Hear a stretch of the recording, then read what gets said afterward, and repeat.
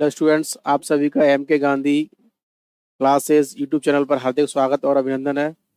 जैसा कि स्टूडेंट्स, हम अभी तक 4 मॉडल कंप्लीट कर चुके हैं और आज हम करने वाले हैं अपना 5वां मॉडल। और विस्तार से करते हैं इस मॉडल को, देखते हैं इसके सभी क्वेश्चनों को, बारीकी से करते हैं इनका अध्ययन। किस प्रकार से पेपर आपको आने वाला है वो सारी चीज़ मैंने आपको समझा दी थी।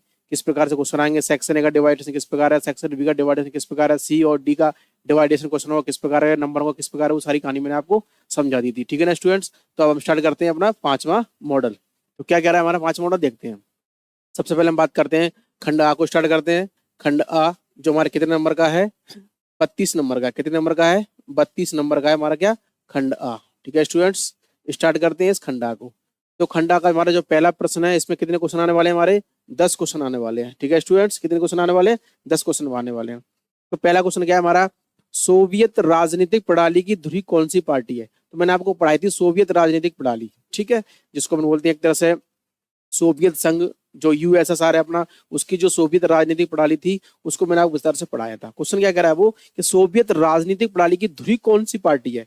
तो वहां मैंने आपको कई पार्टियां पढ़ाई थी। तो ये कि हमारी कम्युनिस्ट पार्टी, समाजवादी पार्टी, लोकतांत्रिक पार्टी और उदारवादी पार्टी। तो उस सोवियत प्रणाली मैंने आपको मात्र एक पार्टी पढ़ाई थी, उस पार्टी का नाम क्या था, कम्युनिस्ट पार्टी। कौन सी पार्टी थी, कम्युनिस्ट पार्टी। ये वही कम्युनिस्ट पार्टी है जिसने रूस के अंदर क्या की थी, रूस के अंदर बोल्शेविक क्रांति हुई थी 1917 में। रूस की क्या पढ़ाई थी मैंने आपको, बोल्शेविक क्रांति। क्या पढ़ाई थी, रूस की बोल्शेविक क्रांति। और यह क्रांति कब हुई थी, 1917 में। ठीक है, तो उसी से संबंधित इस पार्टी का, कम्युनिस्ट पार्टी का। ठीक है स्टूडेंट, नेक्स्ट क्वेश्चन हमारा सेकंड, आसियान के झंडे का वृत्त किसका प्रतीक है। देखो इसने पूछा आपसे, आसियान के झंडे का वृत्त किसका प्रतीक है। ऑप्शन में हमारे प्रगति का, मित्रता का, एकता का, समृद्धि का। तो मैंने बहुत अच्छी तरह से आपको पढ़ाया था, किसका प्रतीक होता है ये व्रत, एकता का प्रतीक माना जाता है। नेक्स्ट क्वेश्चन है हमारा, 1998 में पाकिस्तान ने कहां पर परमाणु परीक्षण किया।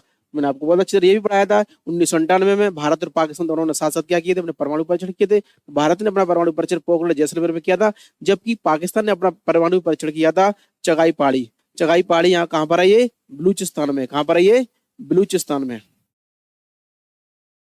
बलूचिस्तान पाकिस्तान। क्लियर स्टूडेंट्स, तो ये चगाई पहाड़ी कहां पर है, बलूचिस्तान यानी पाकिस्तान में। तो ऑप्शन में क्या थे, कश्मीर, पश्चिमी पाकिस्तान, चगाई पहाड़ी, पोखरण। तो ठीक है, तुम्हारा आंसर क्या होगा, चगाई पहाड़ी। नेक्स्ट क्वेश्चन है स्टूडेंट हमारा, अंतर्राष्ट्रीय न्यायालय का मुख्यालय कहाँ स्थित है। अंतर्राष्ट्रीय न्यायालय, तो जी अंतर्राष्ट्रीय न्यायालय क्या है, ये यूएनओ का क्या एक अंग है। तो मैंने आपको पढ़ाया था यूएनओ के अंग। यूएनओ कितने अंग होते हैं, 6 अंग होते हैं। उनमें एक अंग का नाम क्या है, अंतर्राष्ट्रीय न्यायालय। तो इस अंतर्राष्ट्रीय न्यायालय का मुख्यालय पूछा इसने। तो ऑप्शन में है आपके वाशिंगटन डीसी, या न्यूयॉर्क, हैग, जेनेवा। तुम्हारा सही आंसर क्या होगा, हैग में। कहां पर है, हैग में। क्लियर। नेक्स्ट क्वेश्चन है स्टूडेंट हमारा, मानवाधिकार को कितनी कोटियों में रखा गया। मानवाधिकार, तो मानवाधिकार की कोटियां मैंने आपको बताई थी, मानवाधिकार की 3 कोटियां होती है। कितनी कोटियां होती हैं, 3 कोटियां होती हैं। तो सही आंसर क्या होगा हमारा, 3। नेक्स्ट क्वेश्चन है स्टूडेंट हमारा, रियो डी जेनेरियो निम्न में से किस देश का एक शहर है। रियो डी जेनेरियो, तो रियो डी जेनेरियो किस देश का शहर है, जापान, ब्राजील, स्पेन, फ्रांस। तो सही आंसर क्या होगा हमारा, ब्राजील का। किसका होगा, सही आंसर क्या होगा हमारा, ब्राजील का। नेक्स्ट क्वेश्चन है स्टूडेंट हमारा, आर्थिक वैश्वीकरण का दुष्परिणाम है। आर्थिक वैश्वीकरण का दुष्परिणाम है, तो मैंने आपको पढ़ाया था आर्थिक वैश्वीकरण क्या होता है, इसका दुष्परिणाम पूछ रहा है, यानी इसका वो नकारात्मक पॉइंट आपसे पूछ रहा है। ठीक है, तो यानी व्यापार में वृद्धि, पूंजी के प्रवाह में वृद्धि, जनमत के विभाजन में वृद्धि, विचारों के प्रभाव में वृद्धि। तो वो आपसे पूछ रहा है दुष्परिणाम। दुष्परिणाम मतलब होता है कहीं ना कहीं आपको नकारात्मक बात बतानी है। तो जनमत के विभाजन में क्या होती है, वृद्धि होती है। सही आंसर क्या होगा इसका, सा, जनमत के विभाजन में वृद्धि। ठीक है स्टूडेंट्स, नेक्स्ट हम बात करते हैं, भारतीय विदेश नीति की प्रमुख विशेषता है। तो मैंने आपको पढ़ाई थी भारतीय विदेश नीति। इसकी प्रमुख विशेषता वो आपसे पूछ रहा है, पंचशील, सैनिक गुट, गुटबंदी, उदासीनता। तो यानी भारतीय विदेश नीति जब हमारी स्थापित हुई थी, उस टाइम हमारे चीन के साथ क्या हुए थे, पंचशील सिद्धांत समझौता हुआ था। ठीक है ना, तो इसका सही आंसर क्या होगा, भारतीय विदेश नीति की प्रमुख विशेषता क्या होगी हमारी, पंचशील। ठीक है, नेक्स्ट है, स्वतंत्र भारत के प्रथम शिक्षा मंत्री कौन थे। शिक्षा मंत्री पूछा है इसने भाई, स्वतंत्र भारत के प्रथम शिक्षा मंत्री कौन थे। तो बहुत अच्छी तरह मैंने आपको ये पढ़ाया था, मौलाना अबुल कलाम आजाद। कौन थे, मौलाना अबुल कलाम आजाद। ये क्या थे, भारत के प्रथम शिक्षा मंत्री थे। नेक्स्ट है हमारा, दूसरी पंचवर्षीय योजना का मूल मंत्र क्या था? दूसरी पंचवर्षीय का तो पहली मैंने आपको पढ़ाया था, इससे पहले मॉडल में आया था। प्रथम पंचवर्षीय योजना का मूल मंत्र क्या है? तो पहली का तो यह धीरज है। पहली का क्या है? धीरज। और दूसरी का क्या है फिर? तेज गति से संरचनात्मक बदलाव। यानी दूसरी पंचवर्षीय योजना का मूल मंत्र क्या था? तेज गति से संरचनात्मक बदलाव। ये कौन सी पंचवर्षीय योजना का मूल मंत्र है? दूसरी पंचवर्षीय योजना का मूल मंत्र है। नेक्स्ट है, निम्न में से किस क्षेत्र को नेफा या उत्तर पूर्वी सीमांत कहा जाता है? तो मैंने आपको नोट करके भी दिखाया था नोटबुक में कि नेफा के नाम से किस हमारे भारत के किस राज्य को जाना जाता है? तो वो राज्य हमारा अरुणाचल प्रदेश। कौन सा है? अरुणाचल प्रदेश। परीक्षा की दृष्टि से बहुत मोस्ट क्वेश्चन ही ध्यान रखना, ठीक है, कि हमारा भारत का कौन सा स्टेट्स राज्य नेफा या उत्तर पूर्वी सीमांत के नाम से जाना जाता है? तो आंसर क्या होगा हमारा? अरुणाचल प्रदेश। नेक्स्ट क्वेश्चन है स्टूडेंट हमारा, भारत के निम्नलिखित राष्ट्रपतियों में से कौन भारत के ट्रेड यूनियन आंदोलन से संबंध रखता है? ट्रेड यूनियन आंदोलन, ठीक है, तो ट्रेड यूनियन आंदोलन से संबंध रखने वाले जो हमारे भारत के राष्ट्रपति हैं उनका नाम क्या है? वीवी गिरी। क्या है? वीवी गिरी। नेक्स्ट क्वेश्चन है हमारा, निम्न राजनीतिक दलों में से नया राजनीतिक दल कौन सा है? देखो इसने आपके सामने कितने राजनीतिक दल दिए हैं? 4 दिए हैं। अब पूछ रहा है उन चारों में से कौन सा नया है? चलो देख लेते हैं कौन सा नया है। सबसे पहले हम बात करते हैं, देखो आईएनसी, इसकी स्थापना कब हुई थी? 1885 में। क्लियर। बात करते हैं बीजेपी, इसकी स्थापना हुई थी 1980 में। और बसपा इसकी हुई थी 1984 में। और आम आदमी पार्टी की हुई थी 2012 में। कब हुई थी इसकी स्थापना? 2012 में। अब देखना, डेटों को देख के चेक करके मुझे बताना कौन सा नया दिख रहा है अपने को। यानी क्रम देखें, 1885, 1980, 1984, 2002। तो सही आंसर क्या होगा हमारा? आम आदमी पार्टी। ठीक है स्टूडेंट्स। नेक्स्ट क्वेश्चन है हमारा, मंडल मुद्दा किन वर्गों के लोगों से सरोकार रखता है? तो मंडल मुद्दा मैंने आपको पढ़ाया था। मंडल मुद्दा क्या था? मंडल मुद्दे मैंने आपको पढ़ाया था। बिंदेश्वरी प्रसाद मंडल की अध्यक्षता में, जिसको दूसरा पिछड़ा वर्ग आयोग कहा गया। ओबीसी वर्ग को कितने % आरक्षण दिया गया इस मंडल मुद्दे के तहत? 27%। तो वो आपसे क्या कह रहा है वो, कि मंडल मुद्दा किन वर्गों के लोगों से सरोकार यानी संबंध रखता है? तो आंसर क्या होगा हमारा? अन्य पिछड़ा वर्ग के लोगों से, यानी ओबीसी वर्ग के लोगों से। अन्य पिछड़ा वर्ग के लोगों का मतलब क्या हुआ? ओबीसी वर्ग के लोगों से। क्लियर। नेक्स्ट क्वेश्चन स्टूडेंट हमारा, पूर्वी पाकिस्तान को वर्तमान में किस नाम से जाना जाता है? तो हमने पढ़ाया था अच्छी तरीके से। तो पाकिस्तान था 1947 में, यानी हम पूरी तरह से क्या है, 2 भागों में टूट गए, भारत और पाकिस्तान। तो पाकिस्तान बना था, पाकिस्तान के 2 क्षेत्र थे, एक तो पश्चिमी पाकिस्तान और एक पूर्वी पाकिस्तान। कोई दिक्कत नहीं है, डिवाइडेशन हो जाता है कि नहीं। और उसके बाद हम देखते हैं हमारी लड़ाई होती है 1971 में, यानी हमारी लड़ाई होती है पाकिस्तान से। किस क्षेत्र को लेकर? पूर्वी पाकिस्तान को लेकर। और उसी पूर्वी पाकिस्तान को हमने पश्चिमी पाकिस्तान से क्या कराया था? फिर आजाद कराया था। कब कराया था? 1971 में। जब आजाद कराने के बाद एक नए देश का निर्माण होता है, एक नया नाम रखा गया, तो उसका नाम क्या था? बांग्लादेश। क्या रखा गया था? बांग्लादेश। तो देखो वो क्या कह रहा है, पूर्वी पाकिस्तान को वर्तमान में किस नाम से जाना जाता है? आंसर क्या होगा हमारा? बांग्लादेश। Clear students. तो देखो स्टूडेंट्स, इस प्रकार से हमारा सेक्शन ए का जो पहला प्रश्न है उसके 15 क्वेश्चन हमारे क्या हो चुके हैं? पूरी तरह से कंप्लीट हो चुके हैं। अब हम देखते हैं सेक्शन ए का दूसरा क्वेश्चन, जिसमें 7 क्वेश्चन हमारे फिल इन द ब्लैंक्स यानी खाली जगह भरिए। ठीक है स्टूडेंट्स, ध्यान से देखते हैं एक क्वेश्चन को। यानी दूसरा क्वेश्चन हमारा, रिक्त स्थानों की पूर्ति कीजिए। इसमें कह रहा है वो आपसे, पहला क्वेश्चन है आपका कि राजनीति में सेहली समुदाय का प्रभाव रहा है। तो सेहली समुदाय, भाई मैंने आपको पढ़ाया था, मैंने आपको अच्छी तरह से पढ़ाया था श्रीलंका में जातीय संघर्ष। श्रीलंका में क्या? जातीय संघर्ष, यानी श्रीलंका में लोकतंत्र जातीय संघर्ष। तो वहां पर 2 लोगों का बोलबाला था, 2 जातियों का बोलबाला था, तमिल और सेहली। लेकिन सबसे ज्यादा किसका था? सेहली समुदाय का। तो वही कह रहा है कि राजनीति में सेहली समुदाय का प्रभाव रहा। तो ये कहाँ, इसका आंसर क्या होगा? श्रीलंका। कहां पर?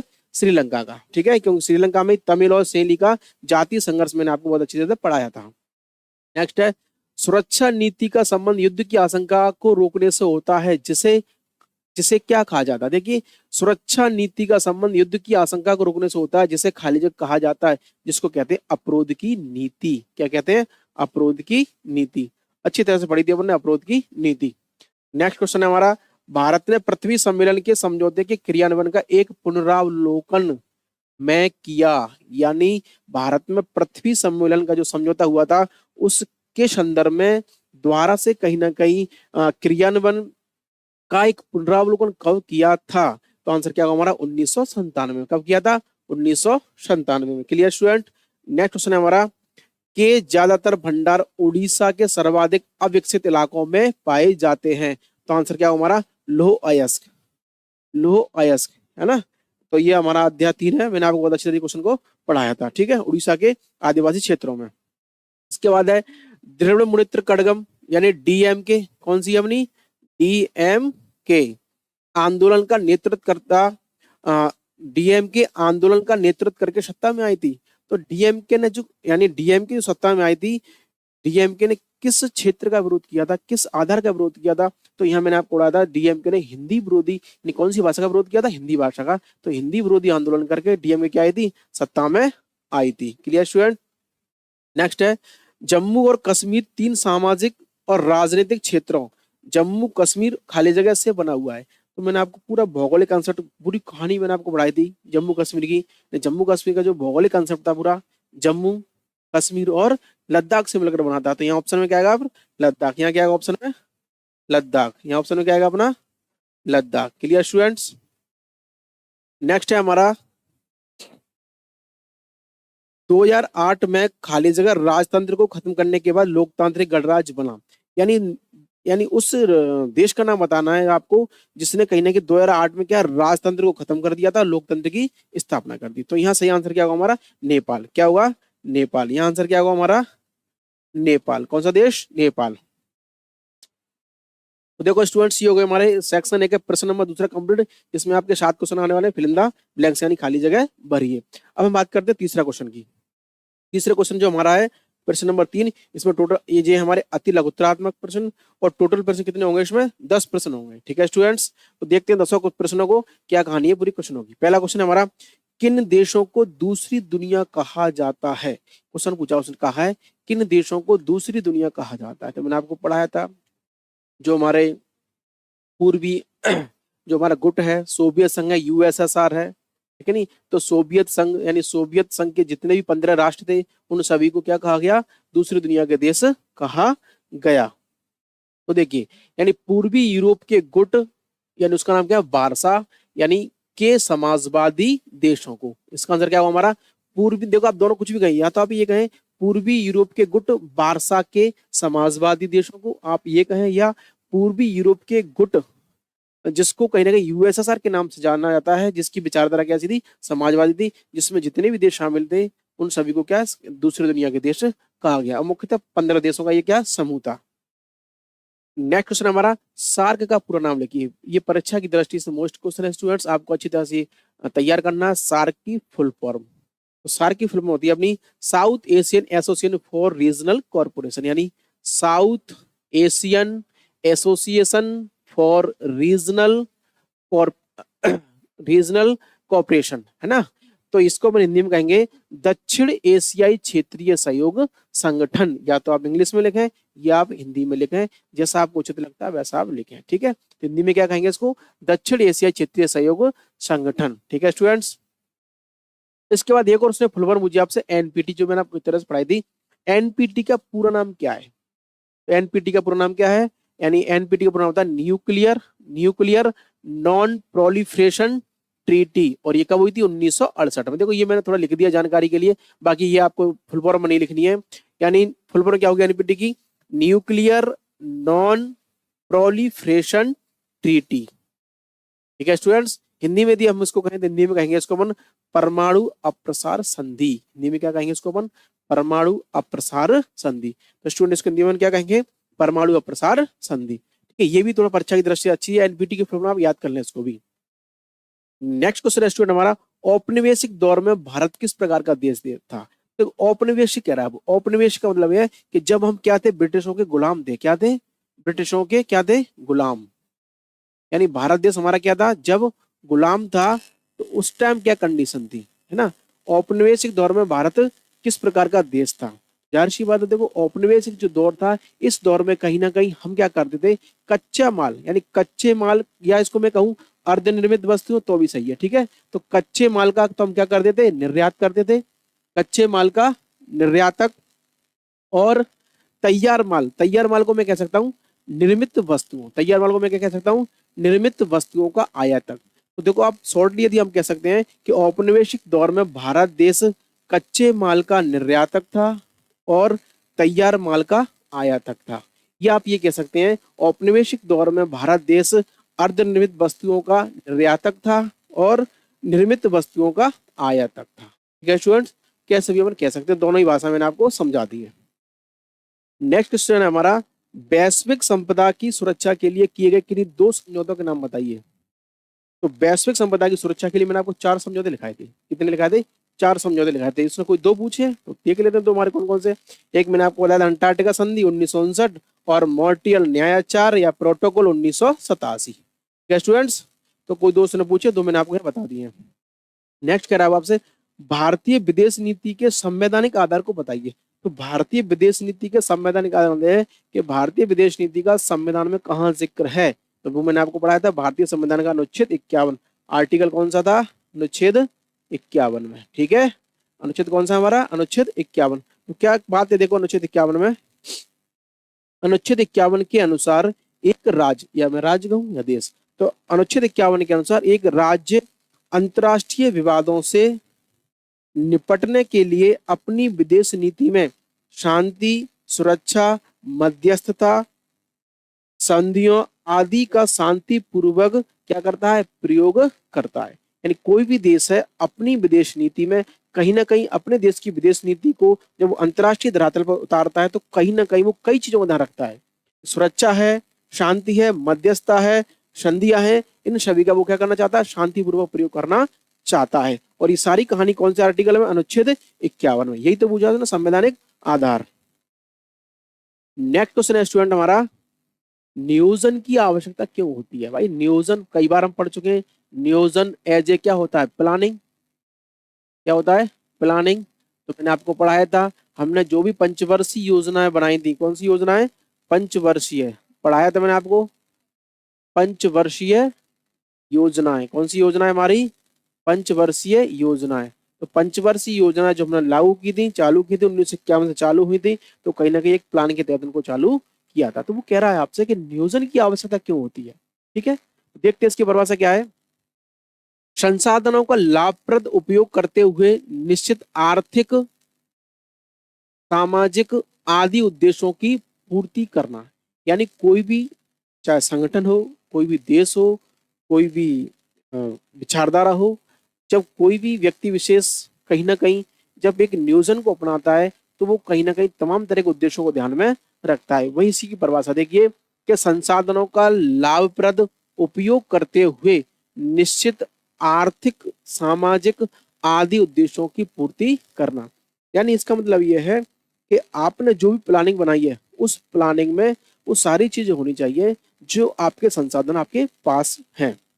यानी तो एक देश की सरकार के पास जो भी संसाधन है, इन संसाधनों का लाभप्रद उपयोग करते हुए निश्चित आर्थिक, सामाजिक आदि उद्देश्यों की पूर्ति करना क्या कहलाता है? नियोजन कहलाता है। ठीक है, और यही नियोजन की क्या है? आवश्यकता है। शॉर्टली आप कह सकते हैं कि कोई भी देश अपनी अर्थव्यवस्था के आर्थिक, सामाजिक, राजनीतिक आदि उद्देश्यों की पूर्ति के लिए नियोजन की प्रक्रिया को अपनाता है। ठीक, नेक्स्ट क्वेश्चन है हमारा, क्वेश्चन नंबर 7 है हमारा, 1969 में राष्ट्रपति के निर्वाचन के लिए इंदिरा गांधी ने किस उम्मीदवार का साथ दिया था?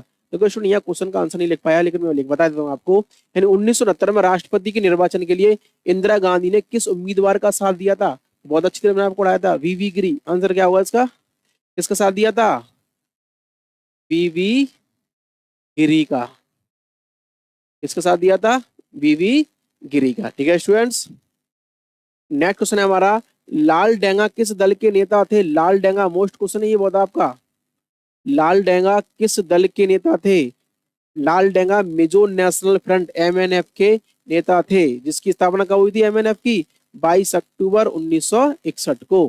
कब हुई थी? 22 अक्टूबर 1961 की। लाल डेंगा का संबंध किससे है? मिजो नेशनल फ्रंट यानी एमएनएफ से है। नेक्स्ट हमारा, राजीव गांधी की मृत्यु के बाद कांग्रेस पार्टी ने किन्हें अपना प्रधानमंत्री चुना? देखिए जैसे ही राजीव गांधी की मृत्यु हो जाती है तो राजीव गांधी की मृत्यु के बाद जो एक जिम्मेदारी आती है कांग्रेस पार्टी की, उसको कौन निभाता है? पीवी नरसिम्हा राव। कौन निभाता है? पीवी नरसिम्हा राव। तो दो देखो स्टूडेंट्स, इस प्रकार से हमारा सेक्शन ए कंप्लीट हो चुका है, जिसमें 3 क्वेश्चन है। तीनों क्वेश्चन में टोटल कितने क्वेश्चन हमारे? 32 क्वेश्चन है। ठीक है स्टूडेंट्स, तो यहाँ ऐसा कोई भी क्वेश्चन मुझे नहीं दिख रहा जो मैंने आपको नहीं पढ़ाया, सारे क्वेश्चन हमारे पढ़े हुए हैं। ठीक है स्टूडेंट्स, अब हम बात करते हैं सेक्शन बी के बारे में। देखते हैं सेक्शन बी में कोई भी क्वेश्चन ऐसा जो कहीं ना कहीं आपके दिमाग में थोड़ा खलबली पैदा करे। वैसे मेरे हिसाब से होगा नहीं, मैं सब कुछ मैंने आपको पढ़ा रखा है, देखते हैं फिर भी। ठीक है स्टूडेंट्स, तो खंड बा, पहला क्वेश्चन है हमारा खंड बा का। देखिए क्वेश्चन नंबर 4 है, यूरोपीय संघ की 4 प्रमुख विशेषता बताइए। देखिए पूरा यूरोपीय संघ मैंने आपको पढ़ाया था, ईयू के बारे में विस्तार से मैंने आपको पढ़ाया था। उसने कोई 4 विशेषता पूछी है आपसे यूरोपीय संघ की, ध्यान से देखना। यूरोपीय संघ की 4 विशेषताएं, यह एक क्षेत्रीय आर्थिक एवं राजनीतिक संगठन है जो एक देश की तरह क्या करता है, व्यवहार करता है। यानी यानी जो यूरोपीय संघ है, यूरोपीय संघ है, ईयू है, एक कैसा संगठन है? ये एक क्षेत्रीय आर्थिक एवं राजनीतिक संगठन है जो कैसा व्यवहार करता है, एक देश की तरह व्यवहार करता है। यानी इसका मतलब है कि इस संगठन में जितने भी देश शामिल हैं, इन सभी देशों को एक साथ लेकर चलने वाला क्षेत्रीय और राजनीतिक संगठन है।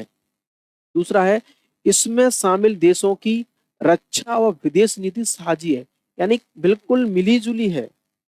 साझी का मतलब यहाँ पर ये एक तरह से पार्टनरशिप की तरह से है ना। तो इसमें शामिल देशों की रक्षा और विदेश नीति कैसी है, साझी है। ठीक है, नेक्स्ट है हमारा, ईयू का अपना स्वयं का झंडा है, गान है, मुद्रा है, नागरिकता है, संसद है, शासन व्यवस्था है, सुरक्षा व्यवस्था है, सरकार है, आदि है। यानी इसकी अपनी पर्सनल, इसका एक क्या झंडा है, इसका एक राष्ट्रगान है, इसका अपनी मुद्रा है, इसकी अपनी एक नागरिकता है, इसकी संसद, शासन व्यवस्था, सुरक्षा व्यवस्था, सरकार आदि सब कुछ इसकी अपनी क्या है, पर्सनल है। ठीक है, ये हो गई इसकी दूसरी विशेषता। तीसरी विशेषता, एक और हम बात करते हैं इसकी विशेषता की, ईयू का आर्थिक, राजनीतिक एवं सैन्य, कूटनीतिक आदि वैश्विक प्रभाव है। तो मैंने आपको टॉप पढ़ाया था ईयू के प्रभाव, ईयू के प्रभाव पढ़ाए थे मैंने आपको, ईयू के आर्थिक प्रभाव, ईयू के राजनीतिक प्रभाव, ईयू के सैन्य प्रभाव, ईयू के कूटनीतिक प्रभाव। ठीक है ना। तो चौथे पॉइंट में यहाँ मैंने आपको लिखा है यहाँ पर कि ईयू का अपना प्रभाव है किस क्षेत्र में, आर्थिक में ना, सांस्कृतिक में, राजनीतिक में, सैन्य में, कूटनीतिक में आदि सब क्या ईयू के प्रभाव देखने को मिलते हैं। ठीक है स्टूडेंट्स, ये हो गया हमारा क्वेश्चन नंबर 4।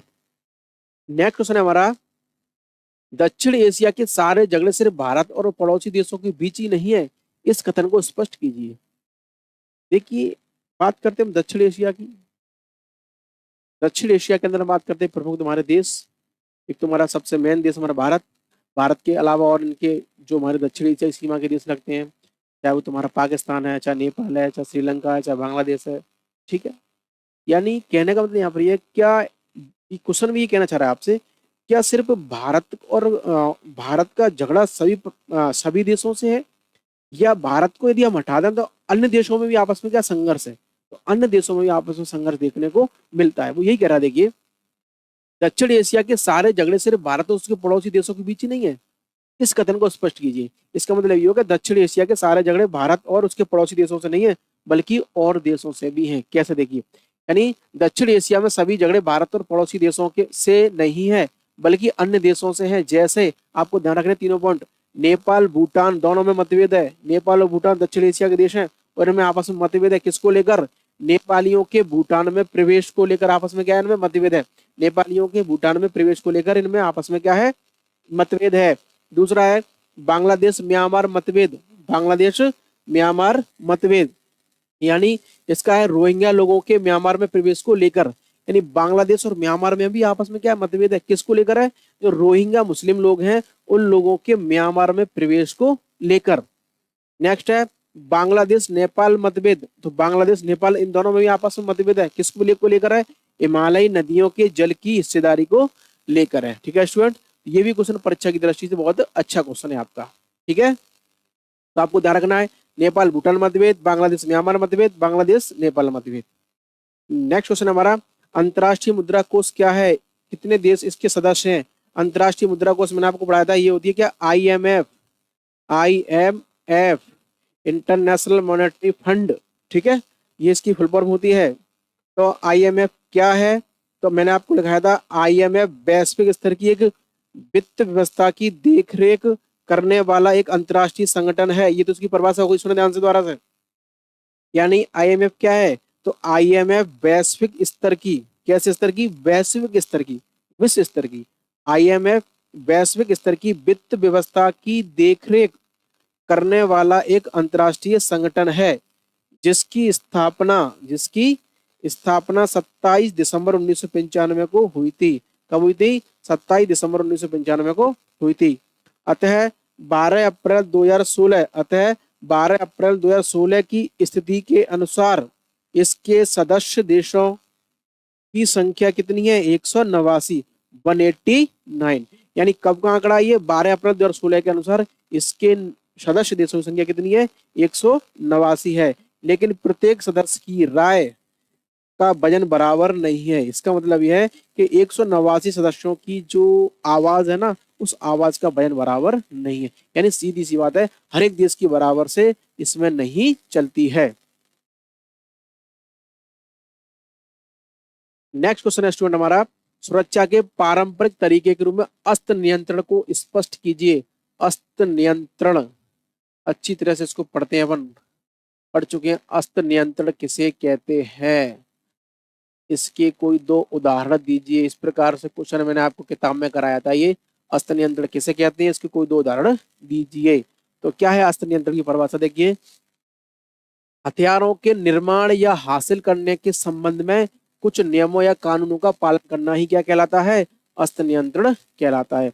यानी या तो कोई देश हथियारों का निर्माण करे या हथियारों की प्राप्ति करे, इस संबंध में कुछ नियमों और कानूनों का क्या करना पड़ता है? किसी भी देश को पालन करना पड़ता है। इसी को हम क्या कहते हैं? इसी प्रक्रिया को अस्त्र नियंत्रण की प्रक्रिया कहा जाता है। और अस्त्र नियंत्रण के संबंध में कई समझौते भी हुए हैं, तो मैंने आपको एग्जाम्पल लिखाए थे। जैसे आपको ध्यान रखना है, एनपीटी 1968 अस्त्र नियंत्रण का उदाहरण है। एबीएमटी 1972, क्रम से लिखाया बिल्कुल मैंने आपको। साल्ट सेकंड 1979 और स्टार्ट फर्स्ट 1991। देखो डेटा को ग्लोब हैं, NPT 1968, एबीएमटी 1972, salt second 1979, start first 1991। ठीक है स्टूडेंट्स, ये भी क्वेश्चन बहुत अच्छा है अपनी परीक्षा की दृष्टि से। नेक्स्ट क्वेश्चन है हमारा, आपके दृष्टिकोण से क्योटो प्रोटोकॉल से विश्व को होने वाले लाभ की व्याख्या कीजिए। क्योटो प्रोटोकॉल मैंने आपको पढ़ाया था। क्योटो प्रोटोकॉल अच्छी तरीके से, क्या क्योटो प्रोटोकॉल, इसने पूछा इस क्योटो प्रोटोकॉल से विश्व को क्या लाभ है ना। तो क्योटो प्रोटोकॉल के माध्यम जो समझौते हुए थे, इस समझौतों से विश्व भूखंड को क्या लाभ हुआ है, वो आपसे इसने यहाँ पर पूछा है। तो देखिए मैंने 2 पॉइंट यहाँ आपको लिखाए हैं। क्योटो प्रोटोकॉल समझौते के अनुसार औद्योगिक देश ग्रीन हाउस गैसों की उत्सर्जन दर को कम करेंगे। यानी ये इसका मैंने आपको उद्देश्य लगाया था। ये यानी पहले पॉइंट में आपको इसका उद्देश्य लिख देना है। यानी ग्रीन हाउस गैसों के उत्सर्जन दर में क्या करना? कमी करना। कौन कमी करेगा इसको? औद्योगिक देश। देखिए, क्योटो प्रोटोकॉल के समझौते के अनुसार औद्योगिक देश ग्रीन हाउस गैसों की उत्सर्जन दर को कम करेंगे, जिससे वैश्विक ताप वृद्धि क्या होगी? रुकेगी। वैश्विक ताप वृद्धि क्या होगी?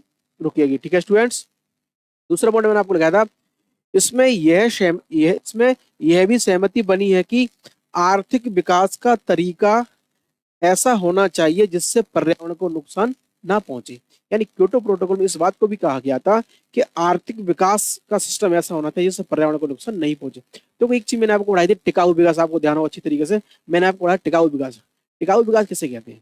तो टिकाऊ विकास एक ऐसा विकास होता है जिसमें कहीं ना कहीं यदि व्यक्ति अपना विकास करे तो उस व्यक्ति के विकास से कहीं ना कहीं उस व्यक्ति के स्वास्थ्य को हानि नहीं होनी चाहिए, तो वो होता है उसका क्या? टिकाऊ विकास। ठीक है, तो वही चीज यहाँ पर लागू हो रही है कि इसमें यह भी सहमति बनी है कि आर्थिक विकास का तरीका ऐसा होना चाहिए जिससे पर्यावरण को नुकसान ना पहुंचे। ठीक है स्टूडेंट्स, नेक्स्ट क्वेश्चन है बॉम्बे प्लान से आप क्या समझते हैं? कई बार देखो, एक बार नहीं 2 बार ये मॉडल में आ चुका है question. Bombay plan, Bombay plan अच्छी तरह से ये क्वेश्चन आपको तैयार करना है। मोस्ट क्वेश्चन है बॉम्बे प्लान, ध्यान रखना स्टूडेंट्स। ये बॉम्बे प्लान, तो देखिए किसे कहते हैं बॉम्बे प्लान। 1944 में 8 प्रमुख भारतीय उद्योगपतियों के समूह ने देश में नियोजित अर्थव्यवस्था चलाने का एक संयुक्त प्रस्ताव तैयार करके सरकार को पेश किया, जिसे बॉम्बे प्लान कहा जाता है ना। अब इसमें से छोटे क्वेश्चन 2-3 बनना है इसी परिभाषा में से। ठीक है, पहले परिभाषा समझिए क्या कह रहा है। देखिए, तो देखो सबसे पहले बात करते कब? 1944 में। कितने उद्योगपति? 8 उद्योगपति। 8 प्रमुख भारतीय उद्योगपतियों के समूह ने देश में कैसी अर्थव्यवस्था? नियोजित अर्थव्यवस्था। कैसी अर्थव्यवस्था? नियोजित अर्थव्यवस्था चलाने का एक संयुक्त प्रस्ताव तैयार करके सरकार को पेश किया, जिसे किस नाम से जाना जाता है? बॉम्बे प्लान के नाम से जाना जाता है। और यह बॉम्बे प्लान कितने वर्षीय था? 15 वर्षीय पूंजीवादी प्लान था। और कैसा था ये? पूंजीवादी था। और कितने वर्षीय था ये? 15 वर्षीय प्लान था। ठीक है स्टूडेंट्स, नेक्स्ट क्वेश्चन है हमारा, निम्नलिखित का मेल करें। आपको मिलान करने वाले क्वेश्चन है ये आपकी सेकंड बुक के अध्याय 4 का क्वेश्चन है ये। तो देखिए, दलाई लामा की हम बात करें स्टार्टिंग से ऊपर से करें, 1950 से 60 के दौरान भारत की विदेश नीति का लक्ष्य, तो भारत की विदेश नीति का लक्ष्य क्या था 1950 से 60 के एक समयावधि में? तो इसका सही आंसर क्या होगा? इसका सही आंसर होगा आपका ये रहा, सेकंड वाला, क्षेत्रीय अखंडता और संप्रदाय की रक्षा तथा आर्थिक विकास। ठीक है स्टूडेंट्स, दूसरा है हमारा पंचशील समझौते। शांति पंचशील समझौते चीन के साथ हुए थे हमारे, शांतिपूर्ण सहस्त्र के 5 सिद्धांत, है ना। पंचशील समझौता कब हुआ था? 1954 में, है ना। 29 अप्रैल 1954 किसके साथ हुआ था हमारा? चीन के साथ। भारत की तरफ से बात करते हैं नेहरू जी थे, और चीन की तरफ से हमारे चावल लाई थी। ठीक है स्टूडेंट्स, इसके बाद दूसरा है हमारा, नेक्स्ट है तीसरा, बांडुक सम्मेलन। तो बांडुक सम्मेलन ये रहा अपना, इसकी पड़ेती गुटनिरपेक्ष आंदोलन में हुई थी, जाहिर सी बात है। बांडुक सम्मेलन कब हुआ था? ये 1955 में। बांडुक सम्मेलन कब हुआ था? 1955 में। और इस बांडुक सम्मेलन की ही परिणति क्या हुई कि 1961 में किसकी स्थापना हुई थी? फिर 1961 में किसकी स्थापना हुई थी? 1961 में हुई थी हमारी किसकी? गुटनिरपेक्ष आंदोलन की, यानी NA आम की, NAM नाम की स्थापना कब हुई थी? 1961 में। ठीक है स्टूडेंट्स, इसके बाद बचा हमारा दलाई लामा। तो दलाई लामा हमारे ये रहे, तिब्बत के धार्मिक नेता थे जो सीमा पार करके भारत चले आए थे। ठीक है, तो वही दलाई लामा की भारत में एंट्री बहुत बड़ी कंट्रोवर्सी करी थी चीन ने 62 के युद्ध में, है ना। पूरी कहानी मैंने आपको पढ़ाई थी।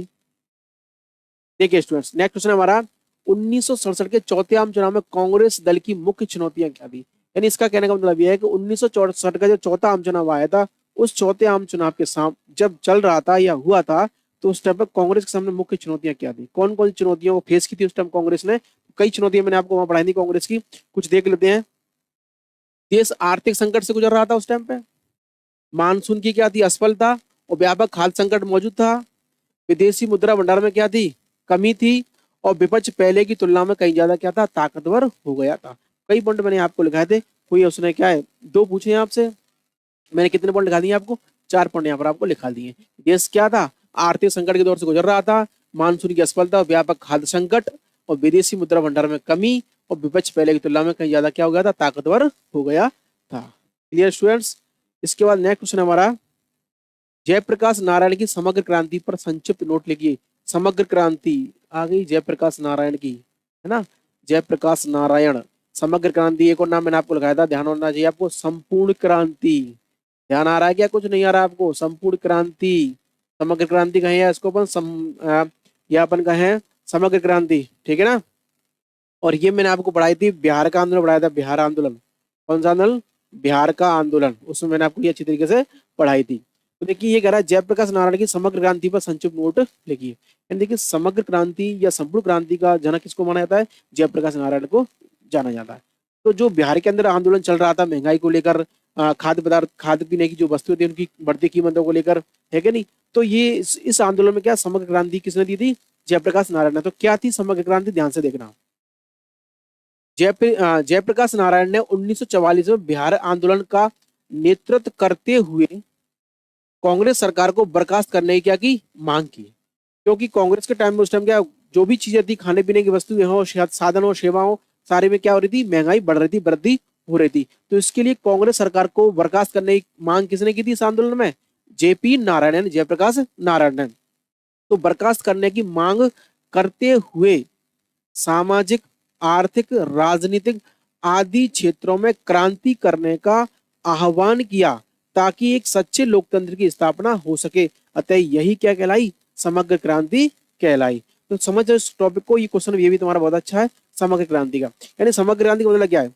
यानी समग्र क्रांति मतलब ये है कि देखिए जयप्रकाश नारायण के नेतृत्व में बिहार के अंदर एक आंदोलन होता है। ठीक है, क्या होता है? एक आंदोलन होता है, और इस आंदोलन में कहीं ना कहीं जो कांग्रेस सरकार के द्वारा जिस प्रकार से खाने पीने की वस्तु हो और भी साधन सेवा है उनकी कीमतों में क्या हो रही थी, वृद्धि होती थी, तो और भी तमाम तरह की बातें थी। इन सभी को ध्यान में रखते हुए जयप्रकाश नारायण ने इस आंदोलन में कहीं ना कहीं क्या किया, इस आंदोलन में इन्होंने कांग्रेस सरकार को बर्खास्त करने की मांग उठाई। क्या करने की, बर्खास्त करने की मांग उठाई। और मांग उठाते हुए उन्होंने ये कहा था कि कहीं ना कहीं ये जो क्रांति है ना, समग्र क्रांति, तो वो नाम क्या है इसका, समग्र क्रांति। यह समग्र क्रांति हर क्षेत्र में होगी, सामाजिक क्षेत्र में, आर्थिक क्षेत्र में, राजनीतिक क्षेत्र में, आदि क्षेत्रों में क्रांति करने का क्या किया, आह्वान किया। हर क्षेत्र में क्रांति करने का क्या किया था, आह्वान किया था, ताकि क्या हो सके, एक सच्चे लोकतंत्र की स्थापना हो सके। क्या हो सके, एक सच्चे लोकतंत्र की स्थापना हो सके।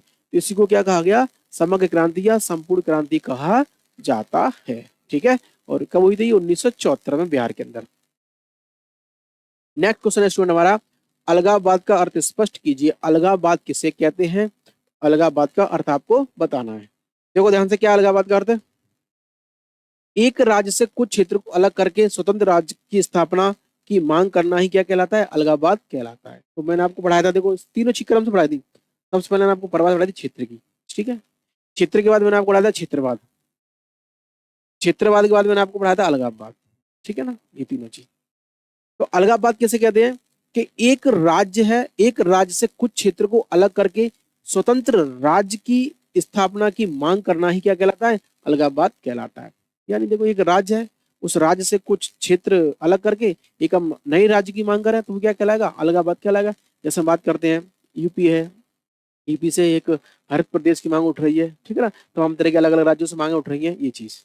आगे देखिए, अतः क्षेत्रवाद अलगाववाद को जन्म देता है, जाहिर सी बात है। क्षेत्रवाद, जब किसी व्यक्ति के अंदर क्षेत्रवाद की भावना गुरु हो जाती है तो फिर वो इसके अंदर किसकी भावना प्रबल हो जाती है, अलगाववाद की, ठीक है। इसीलिए कहा जाता है अलगाववाद किसका परिणाम माना जाता है, अलगाववाद क्षेत्रवाद का परिणाम माना जाता है। तो अलगाववाद किसका परिणाम हुआ, क्षेत्रवाद का। क्षेत्रवाद किसका परिणाम होता है, क्षेत्र का। और क्षेत्रीय संतुलन मैंने आपको पढ़ाया था, क्षेत्रीय संतुलन किसका परिणाम होता है, क्षेत्रवाद का। आगे देखिए, नेक्स्ट क्वेश्चन है, क्या क्षेत्रीय दल आवश्यक है। अपने उत्तर के पक्ष में तर्क, दो तर्क दीजिए। बिल्कुल आवश्यक है, तो आंसर देखिए, भारत में क्षेत्रीय दल आवश्यक है। क्यों आवश्यक है, इसको हम देखते हैं। क्योंकि देखिए, भारत एक विशाल देश है जिसमें विभिन्न भाषाओं, धर्मों तथा जातियों के लोग रहते हैं। इसलिए क्षेत्रीय दलों का निर्माण भी इन्हीं जातियों, धर्म और भाषा के आधार पर होता है। देखिए हर क्षेत्र, ये हम बात करते हैं, हम अलग अलग अपने भारत के क्षेत्रों की बात करते हैं, अलग अलग राज्यों की हम बात करते हैं, तो हर राज्य का अपना कंसेप्ट अलग है, थोड़ा संस्कृति अलग है, भाषा अलग है ना, रहन सहन अलग है, खान पान अलग है। तो सबका एक एक मिला जुला, रीजन की हम बात करें, रीजन के आधार पर भी लोगों का अपना अलग अलग सिस्टम है, ठीक है ना। तो इन सभी को ध्यान में रखते हुए कहीं ना कहीं क्या जो क्षेत्रीय दलों क्या होता है, निर्माण होता है। तो यहाँ कहीं ना कहीं क्षेत्रीय दलों का जो निर्माण होता है इन सभी चीजों को देखकर होता है। दूसरा पॉइंट देखिए, विभिन्न क्षेत्रों की अपनी अपनी समस्याएं या आवश्यकताओं की पूर्ति के लिए क्षेत्रीय दलों का निर्माण होता है। तो मैंने आपको बताया, देखिए जितने भी अलग अलग क्षेत्र हैं, अलग अलग सभी की अपनी अपनी क्या है, समस्याएं हैं। तो अपनी अपनी अलग अलग क्षेत्रीय समस्याओं, आवश्यकताओं आदि के कारण भी क्षेत्रीय दलों का क्या होता है, निर्माण होता है। तो कोई दो पॉइंट यहाँ पूछे, मैं दो मैंने आपको लिखा दिए, ठीक है स्टूडेंट्स। नेक्स्ट क्वेश्चन है हमारा, निर्दलीय उम्मीदवार की वर्तमान समय में बढ़ती संख्या एक चुनौती है, स्पष्ट कीजिए। देखिए बड़ा दिक्कत आ देता है निर्दलीय उम्मीदवार। यानी निर्दलीय उम्मीदवार वही होता है जिसको कोई टिकट नहीं देता, तो फिर क्या है, अपनी निर्दलीय खड़ा हो जाता है कि नहीं। तो जब निर्दलीय उम्मीदवार जीत जाता है तो दिक्कत क्या आती, देखिए चुनावों में किसी भी एक दल को स्पष्ट बहुमत नहीं मिलने के कारण निर्दलीय उम्मीदवार की संख्या में वृद्धि हो रही है। यानी ऐसा होता है कि चुनाव में जब किसी एक दल को स्पष्ट बहुमत नहीं मिलता है, ठीक है, चाहे या मैं कहूँ कहीं ना कहीं त्रिशंकु मामला फंस जाता है, तो वहां पर जो निर्दलीय उम्मीदवार जो होते हैं ना, वो कहीं ना कहीं क्या पूरे के जो उनका समीकरण होता है उसको पूरी तरह से बिगाड़ देते हैं। तो वृद्धि हो रही है जो भ्रष्टाचार की प्रवृत्ति को बढ़ावा दे यानी भ्रष्टाचार की प्रवृत्ति को बढ़ावा देंगे, और ये भारतीय दलीय व्यवस्था के हित में नहीं है। तो कहने का मेरा मतलब ये है कि जो निर्दलीय उम्मीदवार है वो कहीं ना कहीं भारतीय जो भाई राजनीति है इसमें वो किसको बढ़ावा देते हैं, भ्रष्टाचार को बढ़ावा देते हैं, ठीक है। तो एक तरह से क्या हुई, फिर ये चुनौती हुई, ठीक है स्टूडेंट्स। तो देखिए स्टूडेंट, इस प्रकार से हमारा सेक्शन भी पूरी तरह से कंप्लीट हो चुका है। सेक्शन में टोटल हमने कितने क्वेश्चन किए, 12 क्वेश्चन किए। और 12 क्वेश्चन हमारे कितने नंबर के, 24 नंबर के हैं। तो सेक्शन ए हमारा था 32 नंबर का, सेक्शन बी हमारा 24 नंबर का, सेक्शन बी हमारा 24 नंबर का। अब है हमारा सेक्शन सी। तो सेक्शन सी फटाफट उन क्वेश्चनों को देख लेते हैं। सभी को कौन कौन से क्वेश्चन सेक्शन सी में दे रखे हैं, सभी क्वेश्चन मैंने आपको हल करा रखे हैं। देखना ध्यान से सुन, एक एक क्वेश्चन को। सेक्शन सी में हमारे देखिए टोटल कितने क्वेश्चन आएंगे, 4 क्वेश्चन आएंगे। तो 4 क्वेश्चन कितने नंबर के होंगे हमारे, 3 3 नंबर के। तो इस प्रकार से हमारा सेक्शन जो सी है हमारा, खंड सा है, कितने नंबर का है हमारा, 12 नंबर का है। ध्यान से देखना स्टूडेंट्स। देखो पहला क्वेश्चन कह रहा है, प्रश्न नंबर 16 है, वर्तमान की चीनी अर्थव्यवस्था नियंत्रित अर्थव्यवस्था से किस तरह अलग है, कोई दो अंतर लिखिए। यानी मैंने आपको पढ़ाया था चीन की एज स्टार्टिंग की जो नियंत्रित अर्थव्यवस्था थी और वर्तमान की जो अर्थव्यवस्था है उसकी दोनों में क्या है, अंतर है। इस क्वेश्चन का आंसर आपको मिलेगा। देखिए मैंने आपको पढ़ा था, ये जो आपका फर्स्ट बुक है, फर्स्ट बुक के सेकंड पार्ट का बुक का क्वेश्चन नंबर 9 है, जो मैं आपको अच्छी तरह हल करा चुका हूँ। ठीक है स्टूडेंट्स, इसके अथवा में दे रखा है उसने, यूरोपीय देशों ने युद्ध के पश्चात उभरी समस्या का निवारण किस प्रकार किया। यूरोपीय देशों ने युद्ध के पश्चात उभरी समस्याओं का निवारण किस प्रकार से किया। तो इस क्वेश्चन को मैंने आपको अच्छी तरह हल कराया था। ये आपका अध्याय फर्स्ट बुक का अध्याय सेकंड है और बुक का क्वेश्चन नंबर कौन सा तुम्हारा, बुक का क्वेश्चन नंबर तुम्हारा ये 10 है। ठीक है स्टूडेंट्स, नेक्स्ट हमारा, एक द्रव्य विश्व में संयुक्त राष्ट्र संघ की क्या भूमिका है, व्याख्या कीजिए। तो यानी एक द्रव्य विश्व, एक द्रव्य विश्व मतलब यहाँ पर क्या हो गया, अमेरिका। क्या हो गई तुम्हारी, अमेरिका। तो एक द्रव्य विश्व में, एक द्रव्य विश्व में संयुक्त राष्ट्र संघ की क्या भूमिका है। यानी सीधी सी बात है कि जो यूएन है ना, इस यूएनओ जो है अपना क्या, यूएनओ संयुक्त राष्ट्र संघ, तो इस यूएनओ में अमेरिका की क्या भूमिका है ये आपको बतानी है। अच्छी तरह से पूरा टॉपिक मैंने आपको ये पढ़ाया था। इसका आंसर मिलेगा आपको फर्स्ट बुक का अध्याय 4 के अंदर। ठीक है स्टूडेंट्स, नेक्स्ट क्वेश्चन है इसका जवाब है, संयुक्त राष्ट्र संघ के उद्देश्यों का वर्णन कीजिए। यूएनओ की आपको क्या बताने हैं, उद्देश्य। तो ये भी मैंने आपको अच्छी तरह पढ़ाया था। ये अध्याय जो मेरा फर्स्ट बुक है ना, इसके अध्याय 4 में इसका आंसर है। नेक्स्ट क्वेश्चन है स्टूडेंट हमारा, 1952 के पहले आम चुनाव से लेकर 2004 के आम चुनाव तक मतदान के तरीकों में क्या बदलाव आया। तो ये अपना सेकंड जो बुक है, सेकंड बुक का अध्याय सेकंड है और इसी टॉपिक का नाम था मतदान के बदलते तरीके। मतदान के बदलते तरीके। ठीक है स्टूडेंट्स, मतदान के बदलते तरीके के ये टॉपिक इसी ना हेडिंग से मैंने आपको पूरा टॉपिक कराया था, मतदान के बदलते तरीके, और उसके मैंने मोस्ट भी आपको लगवाया था। ठीक है स्टूडेंट्स, वो मैंने अच्छी तरह से आपको क्वेश्चन करा रखा है। नेक्स्ट क्वेश्चन है हमारा, जनमत की कमजोरी के कारण भारत में एक पार्टी प्रभुत्व कायम हुआ, इस कथन की पुष्टि कीजिए। जनमत की कमजोरी के कारण भारत में एक पार्टी का प्रभुत्व कायम हुआ है, इस कथन की क्या कीजिए, पुष्टि कीजिए। तो ये सेकंड बुक का हमारा सेकंड पार्ट है और किताब का हमारा जो किताब के अंदर हमारा तीसरा क्वेश्चन है उसका सेकंड वाका ये क्वेश्चन है। ठीक है स्टूडेंट्स, वहां जाके इसका आंसर आप देख लेंगे इसका।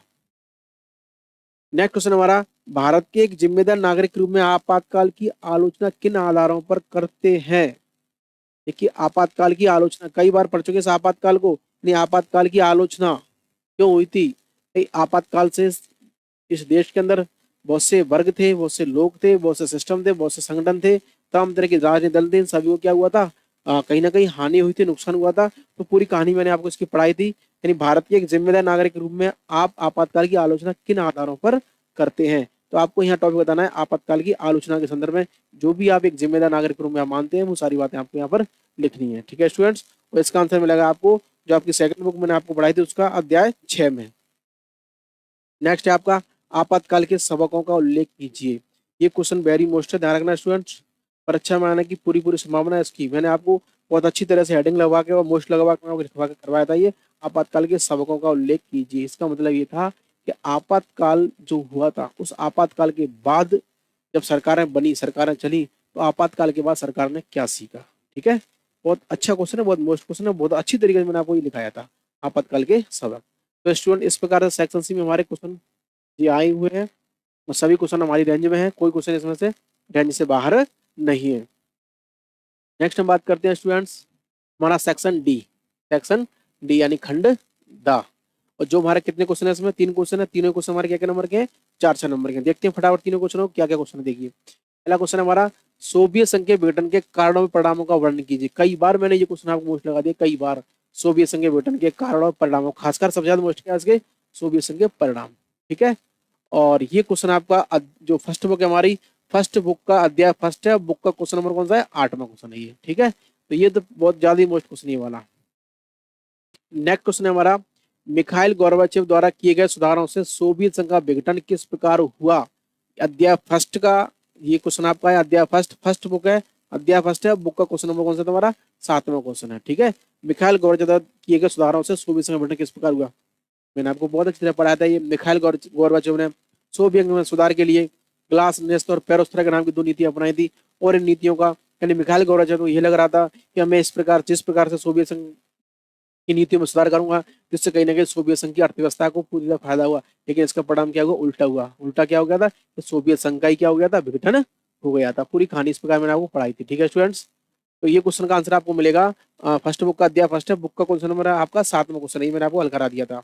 इसके बाद क्वेश्चन है हमारा, वैश्वीकरण की व्याख्या करते हुए इसके सकारात्मक तथा नकारात्मक आर्थिक प्रभावों का वर्णन कीजिए। तो ये मैं आपको करा चुका हूँ क्वेश्चन। आपको क्या करना है इसमें, वैश्वीकरण आपको मैंने पूछा उसने, यानी वैश्वीकरण के आर्थिक प्रभाव, आर्थिक के दोनों पूछे उसने, आर्थिक के सकारात्मक और आर्थिक के ही नकारात्मक। यानी वैश्वीकरण के जो आर्थिक प्रभाव है तो उससे क्या हानि है और क्या फायदा है, दोनों ही आपको बताने हैं, ठीक है। ये मैंने आपको हल कराया था, किताब का क्वेश्चन नंबर 9 है आपका, और जी क्वेश्चन है आपका फर्स्ट बुक का अध्याय 7 का, फर्स्ट बुक अध्याय 7 किताब का क्वेश्चन नंबर 9 है आपका ये, ठीक है स्टूडेंट्स। इसके बाद नेक्स्ट क्वेश्चन है हमारा इसी का अथवा में, वैश्वीकरण के सांस्कृतिक प्रभावों का मूल्यांकन कीजिए। वैश्वीकरण को बढ़ावा देने में प्रौद्योगिकी का क्या योगदान है। तो स्टूडेंट यहाँ उसने क्या किया है, दोनों क्वेश्चन को मिक्स कर दिया है। किताब के क्वेश्चन नंबर 7 और 10, यानी अध्याय फर्स्ट बुक का अध्याय 7 है, मैंने यहाँ पर 2 क्वेश्चन आपको हल कराए थे किताब के, क्वेश्चन नंबर 7वां और 10वां, दोनों को उसने ज्वाइंट करके इसमें पूछा है, ठीक है। तो बहुत अच्छी तरह से हम इसको पढ़ चुके हैं। आपको ये बताना है कि वैश्वीकरण के जो सांस्कृतिक प्रभाव है इनका मूल्यांकन करना है। तो मूल्यांकन मतलब आपको सकारात्मक बताने हैं और नकारात्मक बताने हैं, और फिर आपको बताना है कि वैश्वीकरण को बढ़ावा देने में प्रौद्योगिकी का क्या योगदान है। तो बहुत अच्छी तरह मैंने आपको बताया था वैश्वीकरण में प्रौद्योगिकी का योगदान, ठीक है स्टूडेंट्स। इसके बाद में लास्ट क्वेश्चन हमारा प्रश्न नंबर 22, जो हमारा क्या है, मानचित्र है, यानी भारत के राजनीतिक मानचित्र में निम्न स्थानों को अंकित कीजिए। गोवा, पांडिचेरी, मध्य प्रदेश, मेघालय, और अथवा में हमारा भारत के राजनीतिक मानचित्र में हरियाणा, छत्तीसगढ़, गुजरात, उत्तर प्रदेश। तो देखो स्टूडेंट्स ये नक्शा हमारे सामने है, बात करते हैं अपन। गुजरात ये रहा हमारा, ये गोवा, ये गुजरात हो गया हमारा, ये हरियाणा, और ये हमारा मध्य प्रदेश, ये हमारा यूपी, छत्तीसगढ़, और इधर चले थोड़ा अपन, ये हमारा मेघालय, ठीक है, ये हमारा पांडिचेरी। तो इस प्रकार से ये तारा पूरा नक्शा हमारा कंप्लीट है। वो आपको 8 आएंगे यहाँ पर, आपको सिर्फ कोई 4 भरने हैं, ठीक है। जो आप पर अच्छी तरह से आते हैं वो आपको भरने हैं। तो स्टूडेंट इस प्रकार हमारा मॉडल नंबर 5 हमारा पूरी तरह से कंप्लीट हो चुका है, ठीक है स्टूडेंट्स। यदि आपको वीडियो पसंद आई हो तो आप लाइक करें और चैनल को सब्सक्राइब करें। Thank you for watching. और नेक्स्ट 6वां मॉडल अपन कल देखेंगे, ठीक है स्टूडेंट्स, धन्यवाद।